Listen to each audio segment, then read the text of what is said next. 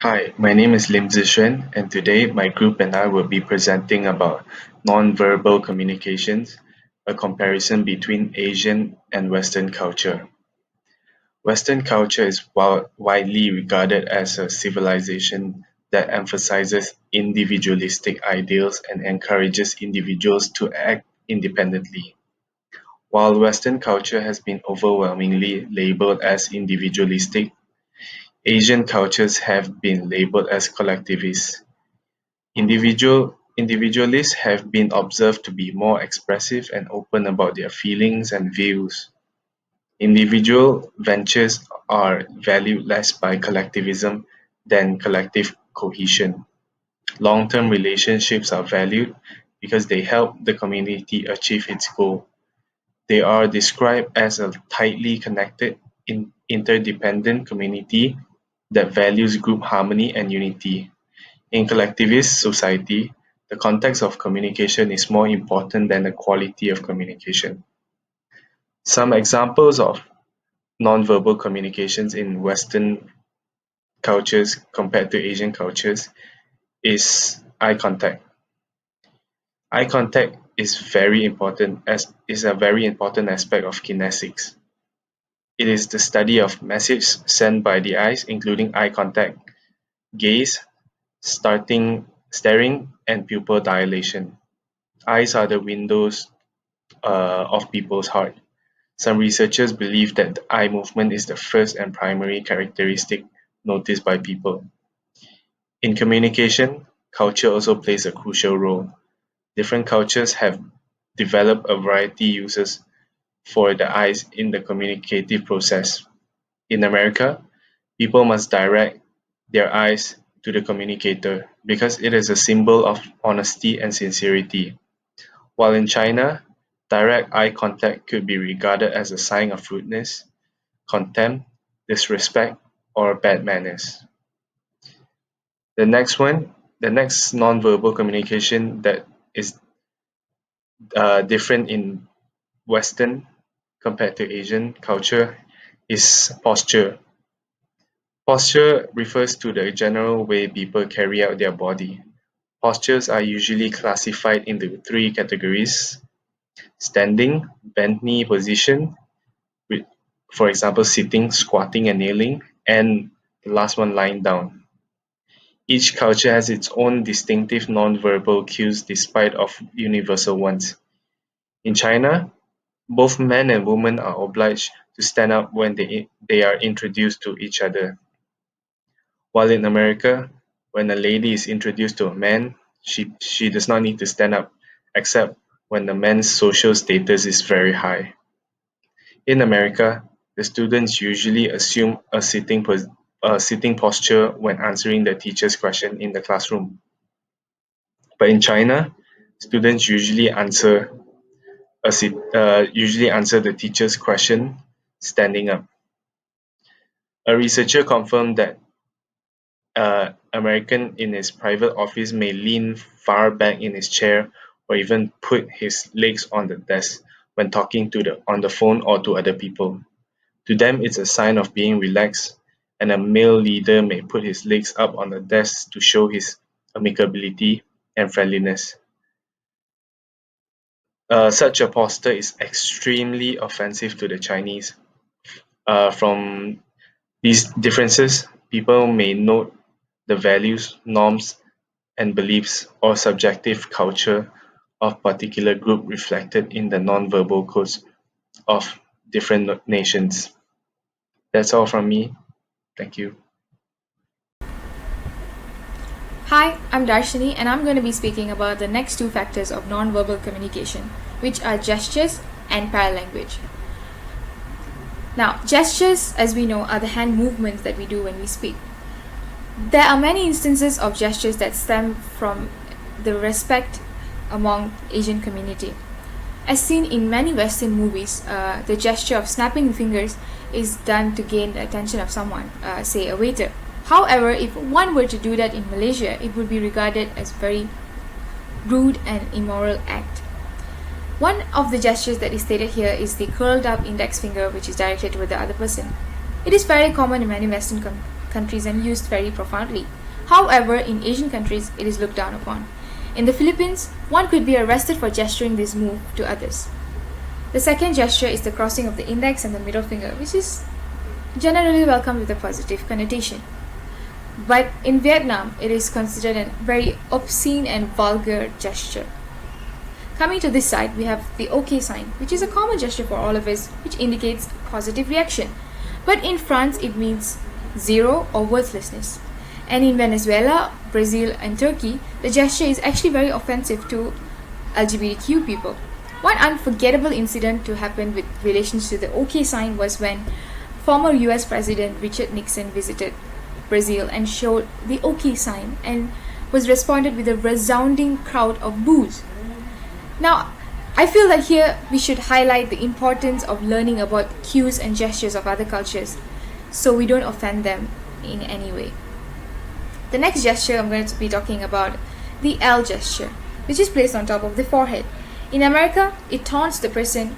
The L is directed as it stands for loser. But in China, L is considered very lucky as this signifies number 8, which is a very Ong number to Chinese people, and hence they might not be as much offended as Americans when shown with this gesture. Next, I'm going to be talking about the paralanguage. The paralanguage is the vocal cues that marks our cultural, ethnic, and gender identity. There are two main parts of paralanguage, which are the vocal characterizers and the vocal qualifiers. Vocal qualifiers are volume, pitch, rhythm, tempo, and tone. I'm going to be talking about one of the most famous vocal qualifiers, which is the volume. Germans believe that sounding loud with a strong voice connotates confidence, strength, and a higher level position. Comparatively, those who hail from most Asian countries like Japan, China, Malaysia, or Thailand try their best not to speak out loud, as it is considered impolite and shows impulsiveness in the speaker. Next, for vocal characterizers, we have speech, hesitation, inflections, silence, and speed of speech. Now, many overlook silence, but it is one of the most important components of a conversation, as it conveys many unsaid emotions. In America, silence is taken with a hint of annoyance and dissatisfaction, as they like to address their concerns and are not very keen on the ambiguity that comes with silence. However, Asians believe that it reflects as a sign of respect, good behavior, and politeness. Vietnamese people were revealed to have higher levels of anxiety when they were required to talk about their feelings and intentions in a study done by Zand and his colleagues. Now, it is worth noting that both cultures have equal amount of gestures that they reject and accept from each other. We have to understand that neither one of these cultures are superior to each other. Now, Manisha will be talking about the next two factors. My part would be about physical contact. So physical contact is basically on how individuals communicate within each other with just their physical elements.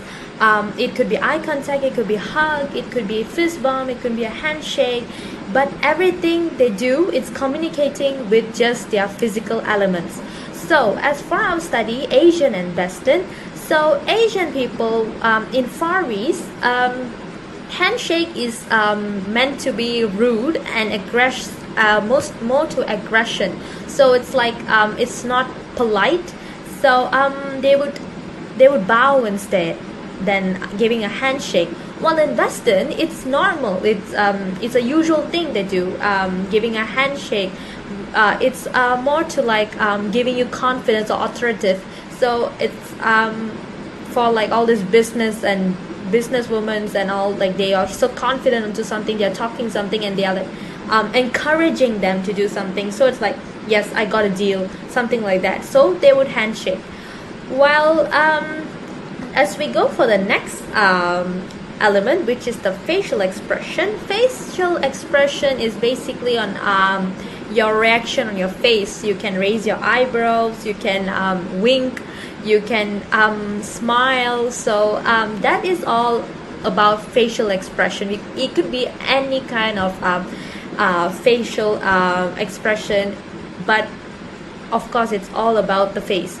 So facial expression in for Asia, in Japan, smiling is significant as less intelligent. So it's basically like you feel they feel that people who smile a lot are nuts, that like they are not in the good sense. While in Western, it's in Germany and Switzerland, they are more likely to seem that they are intelligent, like you're smart, like you smile, it's like a confidence also. So that is for Asian and Western related to physical contact and facial expression. Now moving on to the evidence we found. So unlike Western parents who encourage children to display an array of emotions, so like Western parents encourage their children to actually express their emotion in any sort of way, but in a manner. But while in Malaysia, they don't really encourage that. They feel like it's ridiculous. It's like it's not a normal thing to do. So as a study from Reina and Zamir in 2016, it's Malaysia parents are almost immediately reprimand or ridicule children whenever they express their discontent, so as to discourage us from wearing our hearts on the sleeves. So that's it. Now the second one, it would be Asia individual practice a little or no physical contact, especially in public. So in Asia and of course in Malaysia, they don't really encourage physical contact. Like you don't easily go and hug people, you don't easily go and shake hand to people. It's like if you're very close to the person, then it's okay, it's fine. But if you don't even know, you just met them, it's like, oh, I'm like a far, you have a gap between that. So we don't really encourage that. While the third one is individuals in Western culture focus closer on protection than those in Asia culture, and they show extraordinary regards to personal space. So Western would feel okay if you're getting closer, you don't feel anything. But in Asia, when they get to become closer and stuff, it will feel uneasy for them. It's like, oh my god, no, it's something wrong somewhere, it's some other relationship. So that is a study is also proven by Bergen in 2016 as well. So that's all from me. I'll pass it to my friend Darsh for the ending this whole poster. Thank you. I would like to conclude our presentation by saying that alongside the improvement of globalization, particularly in the economical field, increasing intercultural communication is extremely important, as it would lead to the betterment of the country. And in order to keep up with the world, it has become critical for one to acquire intercultural communication knowledge. Hence, learning the differences among both cultures may give one the exposure and the ability to conduct properly when they find themselves in a mixed crowd. Thank you from us. Thank you for listening.